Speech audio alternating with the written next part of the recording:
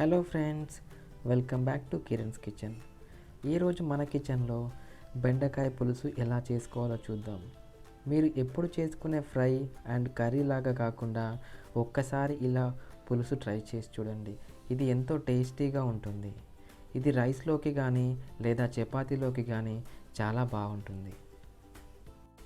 దీనికి బయట నుంచి మనం ఏం ఎక్స్ట్రా ఇంగ్రీడియంట్స్ తీసుకురావాల్సిన అవసరం లేదండి. డైలీ మన ఇంట్లో మనం కర్రీకి యూజ్ చేసుకునే ఇంగ్రీడియంట్స్తోనే ఎంతో టేస్టీగా చేసుకోవచ్చు. ఒకసారి ఇలా ట్రై చేయండి. మీరు రెగ్యులర్గా తినే అన్నం కంటే 2 ముద్దలు ఎక్కువే తింటారు. ఇప్పుడు ఈ బెండకాయ పులుసు చేసుకోవడానికి కావాల్సినవి ఏంటో చూద్దాం.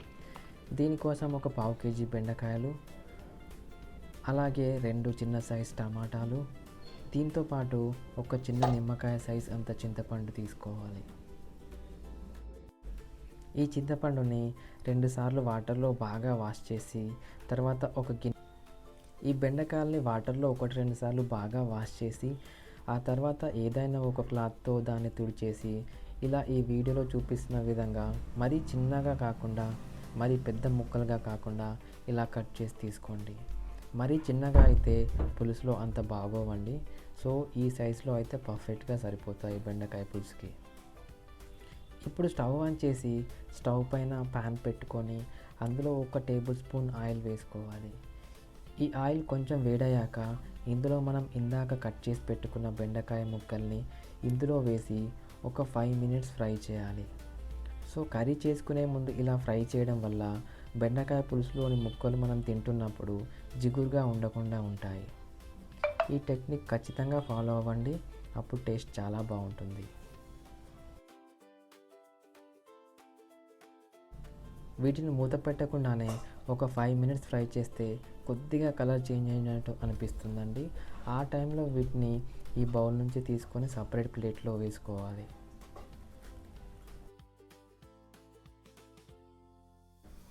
ఇప్పుడు ఇదే ప్యాన్లో మళ్ళీ ఒక 2 లేదా 3 టేబుల్ స్పూన్స్ ఆయిల్ వేసి అందులో 1 టేబుల్ స్పూన్ పోపు దినుసులు వేసుకోవాలి.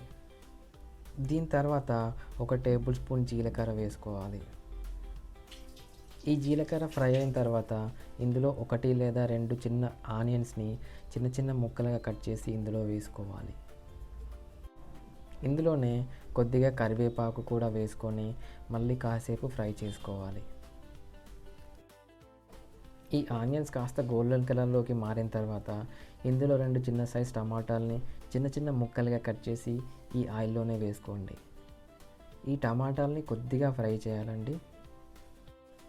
ఈ టమాటాలని ఒక 5 మినిట్స్ అలా ఫ్రై చేసిన తర్వాత ఇందులో ఆయిల్ పైకి తేలుతున్నట్టు కనిపిస్తుంది. ఈ టైంలో మనం ఇందాక కట్ చేసి పెట్టుకున్న బెండకాయ ముక్కల్ని ఇందులో వేసి బాగా కలుపుకోవాలి. ఈ బెండకాయ ముక్కల్ని ఒక 5 మినిట్స్ ఫ్రై చేసిన తర్వాత ఇందులో ఒక 1/2 టేబుల్ స్పూన్ పసుపు, అలాగే 1 టేబుల్ స్పూన్ ఉప్పు, మన రుచికి సరిపడా కారం కూడా ఇందులోనే ఇప్పుడు వేసుకోవాలి.